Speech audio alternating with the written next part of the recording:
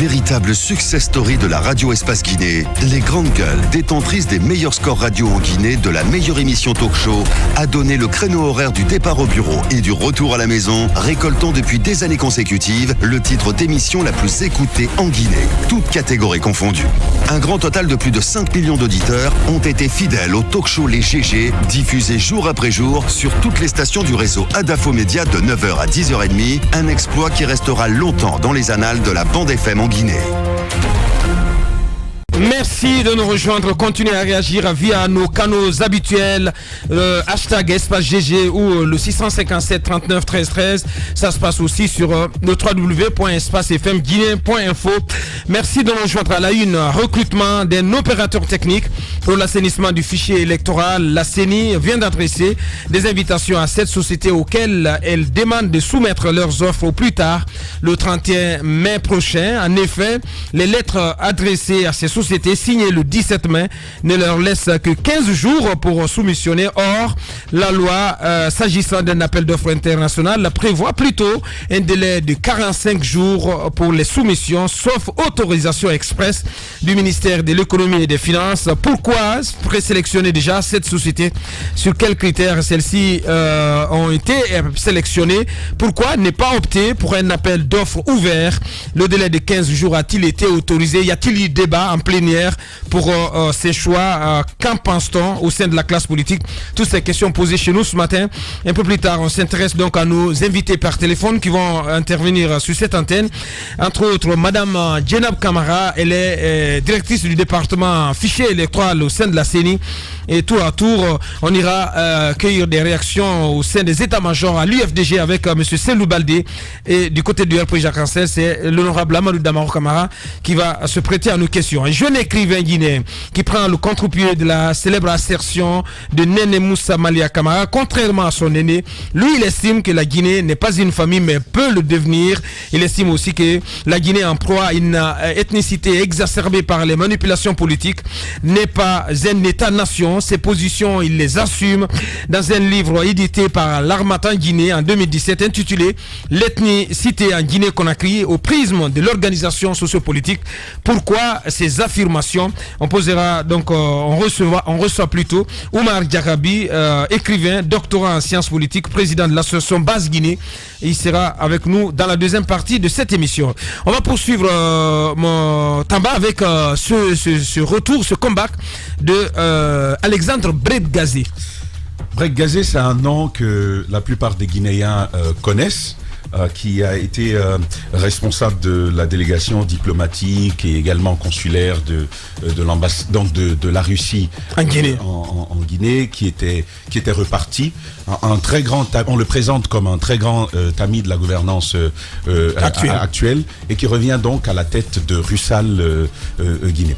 Et donc, on peut naturellement se poser cette question. Et je trouve qu'elle est assez légitime dans un contexte, premièrement, où l'on voit Russal qui reprend du poil de la bête du côté de Fria, donc dans ses activités d'extraction, d'exploitation minière en République de Guinée. Et du coup, de l'autre côté, avec Gangan aussi. Absolument. Et au-delà de cela, on parle aussi d'un contexte assez précaire où chacun cherche à quoi s'accrocher. Je fais allusion à l'État guinéen, mais je parle de gouvernement, mais également d'opposition. Vous voyez bien l'offensive que mène le chef de file de l'opposition à l'étranger aujourd'hui pour présenter ce projet-là, obtenir éventuellement des soutiens à son action contre le troisième mandat. Et c'est la même chose qui est en train de se faire avec les campagnes où l'on voit des Guinéens que l'on présente comme étant favorables au projet de révision constitutionnelle ou même de nouvelle constitution. On se dit bien, est-ce que ce retour-là, oui, il est fortuit? Est-ce que finalement ce retour du diplomate à l'exemple, ça reste toujours un diplomate à Bakar Diallo. Ouais. On se pose donc la question, est-ce que ce retour du diplomate ne serait pas une manœuvre de fournir à la Guinée un de ses plus grands soutiens, donc la Russie? On sait, vous vous rappelez cette sortie de l'ambassadeur russe il y a quelque temps, ça fait beaucoup jaser, qui flatte l'action gouvernementale, qui la présente comme étant une des meilleures depuis plusieurs gouvernances ici même en République de Guinée. Mieux, vous avez suivi dans cette même sortie où l'ambassadeur, donc le doyen des ambassadeurs en République de Guinée, va jusqu'à dire que... il était doyen des ambassadeurs à l'époque. Ouais. Exactement. Il va jusqu'à dire que lorsque vous avez un président qui change tout, qui améliore tout, mieux vaut ne pas changer cette équipe-là qui est en train de gagner. Donc mieux vaut garder ce capitaine qui est M. Alpha Condé à la tête de l'État guinéen, au-delà même de son mandat, le mandat que lui assigne le peuple de Guinée au terme de notre constitution. On peut donc bien se poser la question de savoir si tout ceci ne relève pas d'un calcul politique et diplomatique, en termes de relations internationales avec la Russie, que l'on sait toujours avoir des positions qui ne sont pas toujours alignées sur celles de l'Occident d'une manière générale. Ouais. La question mérite donc d'être posée. On va me dire, ah ben non, faut pas y voir toujours un petit calcul politique derrière, mais je trouve que c'est tout à fait légitime et même pertinent de poser, le débat. De poser ce débat-là. Naturellement, on n'y peut rien. Ce n'est pas une décision qui relèverait la discrétion du peuple de Guinée. Mais autant savoir que lorsqu'on est dans une situation où on veut toucher à l'intouchable, donc à la Constitution, où l'on veut nous proposer une nouvelle Constitution, c'est tout à fait normal de poser un tel débat parce qu'on a besoin de soutien et de soutien fort. Et je pense que ça, c'est un des éléments à ne pas perdre de vue. Bien, allez-y Moussa. Dans un contexte marqué par une envie exaspéré d'offrir à la Guinée une nouvelle constitution dans le but, bien entendu, de permettre à ce qu'au compteur des mandats du président Alpha Condé il y ait 0, donc il puisse repartir à 0. Dans ce contexte-là, le chef de l'État a dû faire une remarque. Ceux qui sont de son camp, ses ministres, beaucoup d'entre ses directeurs de régie financière, peu de personnes osent se jeter à l'eau pour affronter les médias et parler avec des arguments solides de ce pourquoi, parler du pourquoi de l'avènement d'une nouvelle constitution, ce que ça peut apporter. Ouais. Les seules personnes qui osent se jeter à l'eau, aller au charbon, à part Damaro, je pense qu'on ne peut pas en citer 3 autres ou 4 autres. On a même du mal quelquefois à trouver des répondants. Pourtant, de l'autre côté, lorsque vous voulez avoir des répondants liés des répondants contre la modification constitutionnelle et le danger que le pays encourt parce que c'est la fin de l'alternance démocratique, ben vous avez l'embarras du choix. Vous ne savez pas qui prendre tellement ils sont nombreux et ils sont denses, ils sont intelligents. Vous ne savez pas qui prendre. Alors, moi je trouve que le chef de l'État a dû remarquer cela. Si j'étais à sa place, j'aurais dit, vous avez les avantages de l'État. Vous prenez vos salaires. Vous prenez pas que vos salaires, vous prenez aussi autre chose. Si, pour ceux qui m'intéressent de plus, vous ne vous jetez pas à l'eau, vous ne vous saignez pas. Vous ne vous assumez pas. Eh bien, vous ne vous assumez pas publiquement. Eh bien, moi, je me débarrasse de vous. Vous allez voir. Les grandes gueules. On va pouvoir accueillir et mettre dans de petits souliers ces personnes parce que je sais qu'il n'y a pas assez d'arguments à développer. Monsieur l'ambassadeur, l'ex-ambassadeur de la Russie, il a fait plus que ces gens-là qui ne s'assument pas. Il a fait... c'est-à-dire que c'est comme si c'était la recrue pour la promotion d'une nouvelle constitution côté diplomatique. Il a dit des mots que même ceux qui sont dans l'entourage du chef de l'État, la recrue phare, c'est pas possible. Du mercato politique. C'est-à-dire que c'est le premier, à mon avis, qui a donné le véritable coup dans le débat politique lié à cette histoire de modification constitutionnelle. Quand il l'a fait, vous avez vu ce que c'est créé dans le lendemain politique. C'était un étonnement assez grave. Et un tel personnage, le président Alpha Condé ne le laisse pas partir de la sorte. Je pense que si on peut faire un peu de diplomatie, quelques coups de fil et autres, est-ce que ce retour est le signe que la Russie soutiendrait donc un tel projet? Ça m'étonnerait. Vous savez, ça m'étonnerait. Mais la Russie... c'est pas une nomination, c'est pas une nomination fortuite, Moussa. Qu'il soit ramené comme ça à la directeur général de Roussal. Je fais quand même une petite différence entre le sommet et cet ambassadeur. Les grandes gueules. Les décisions viennent du sommet, Moussa. Mais vous savez, les chefs d'État souvent ne regardent que leurs intérêts. Et ils tâtent le terrain pour voir si le peuple peut être... Mais justement, tu as parlé des intérêts russes en Guinée. Oui, mais ça se résume à quoi? Si le peuple peut être malléable. Je pense que ce monsieur, s'il revient, je ne peux pas quand même dire que ça n'a aucun lien avec le côté politique. Ça a un lien avec le côté politique. Si, il peut apporter. Parce que si un changement brusque en 2020 de gouvernance, les intérêts russes certainement peuvent être remis en cause. Désolé, non, ça m'étonnerait. Pourquoi pas? Ça m'étonnerait. Moussa, attention. Les intérêts russes existent bien avant le président. Oui. Les intérêts russes existent. On peut revoir les contrats. On sait comment ça fonctionne. Si nous nous basons sur le passé, Russell est là avant Alpha Condé.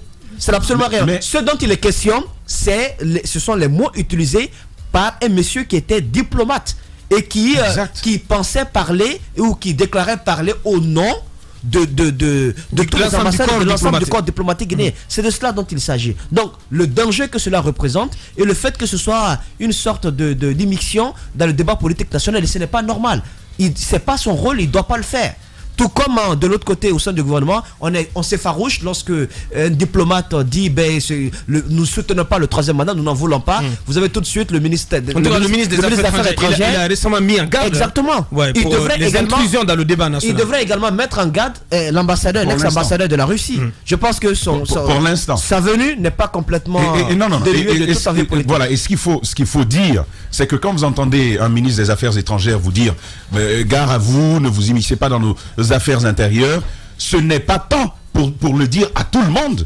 Il faut quand même préciser que c'est pour tous ceux qui iront contre la position officielle du gouvernement. D'accord. Mais pas pour ceux qui vont soutenir, par exemple, le troisième mandat. Bien dit. Si un ministre ose le dire, c'est lui qui sera éjecté. Bien dit. Allez-y, Madame Hiro. Alors, moi, je me pose quand même des questions par rapport à ce retour. Je ne dirais pas que c'est fortuit parce que je ne comprends pas. Un monsieur qui fait une sortie comme ça, qui est rappelé quelque temps après, qui est ramené avec une autre couverture, ça suscite quand même des interrogations. Ouais.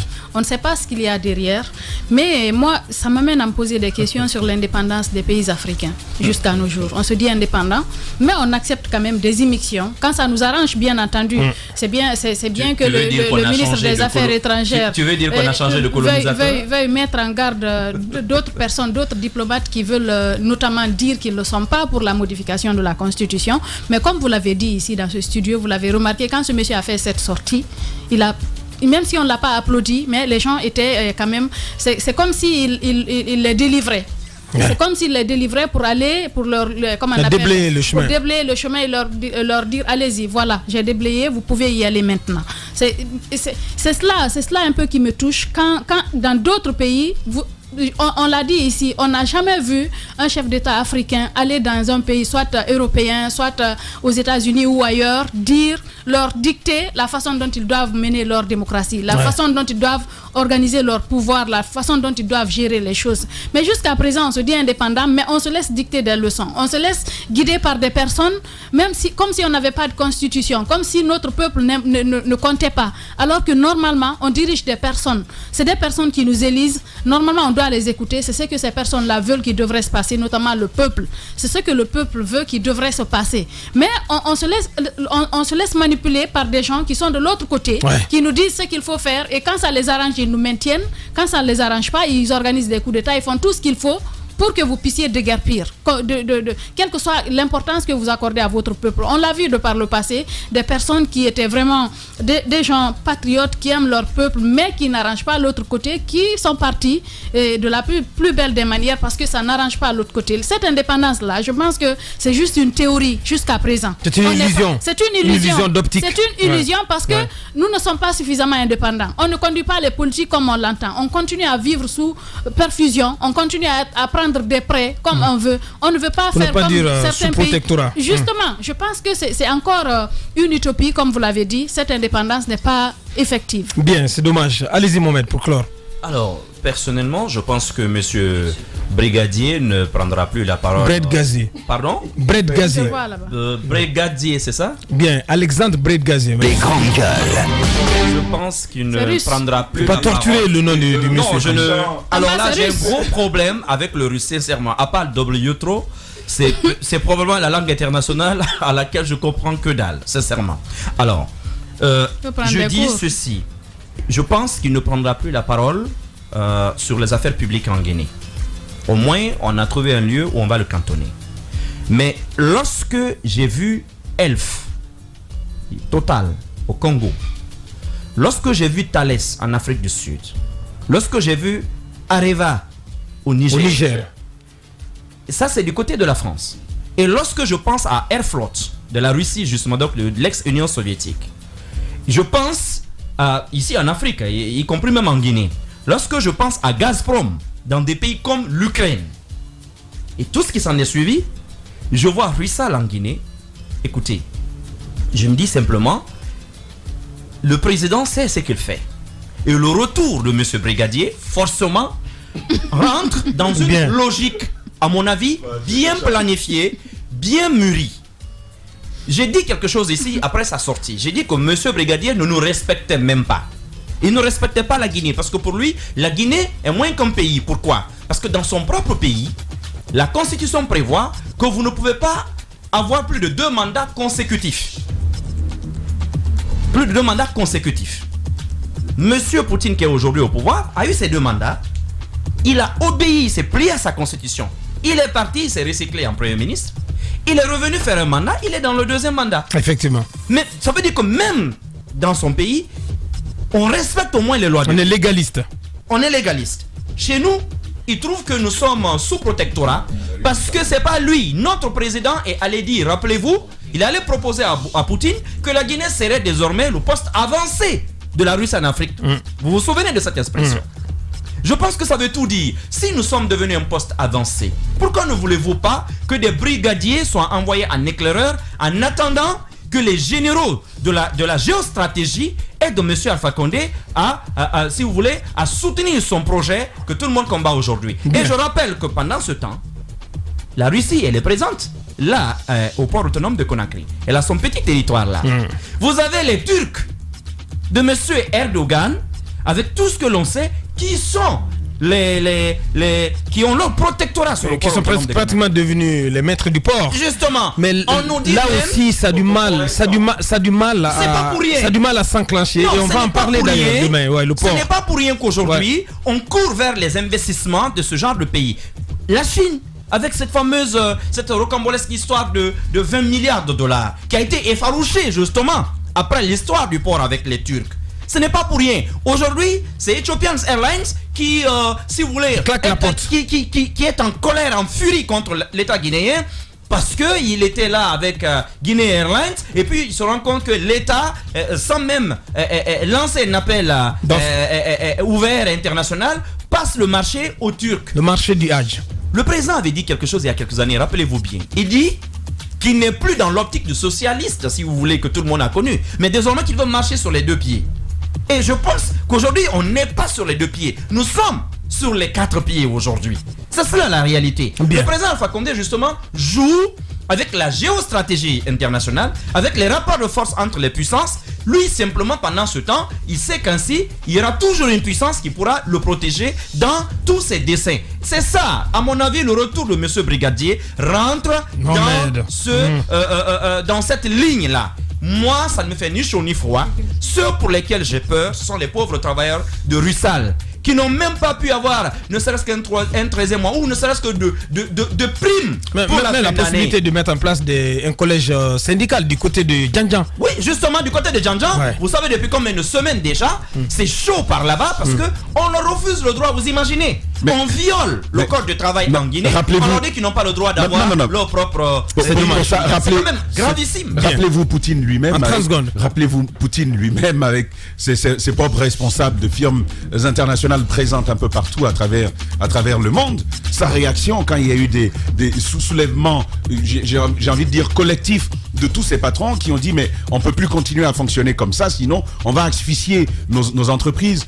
La réponse c'est ou vous ouvrez, ou j'ouvre avec d'autres personnes et vous serez dehors. Bah, ce qu'on pouvait dire en entrée en matière, en premium, donc sur la marche sociopolitique de notre pays. On revient derrière l'écran publicitaire pour continuer cette émission. La grosse actualité, c'est cet appel d'offres pour le recrutement d'un opérateur technique pour l'assainissement du fichier électoral. On en parle avec nos invités par téléphone. Notre invité en studio, M. Oumar Diarabi, il est jeune, il est intellectuel, il a fait un ouvrage sur l'ethnicité en République de Guinée. Vous allez le découvrir. On s'intéressa aussi à cette nuit de la caméra, une cérémonie hommage à Doudou, à Feu Doudou, le caméraman qui était donc caméraman personnel du président. Une cérémonie en souffrance, vous comprendrez, juste après l'écran publicitaire. Véritable success story de la radio Espace Guinée, les grandes gueules, détentrices des meilleurs scores radio en Guinée de la meilleure émission talk show, a donné le créneau horaire du départ au bureau et du retour à la maison, récoltant depuis des années consécutives le titre d'émission la plus écoutée en Guinée, toutes catégories confondues. Un grand total de plus de 5 millions d'auditeurs ont été fidèles au talk show Les GG, diffusé jour après jour sur toutes les stations du réseau Adafo Média de 9h à 10h30, un exploit qui restera longtemps dans les annales de la bande FM en Guinée.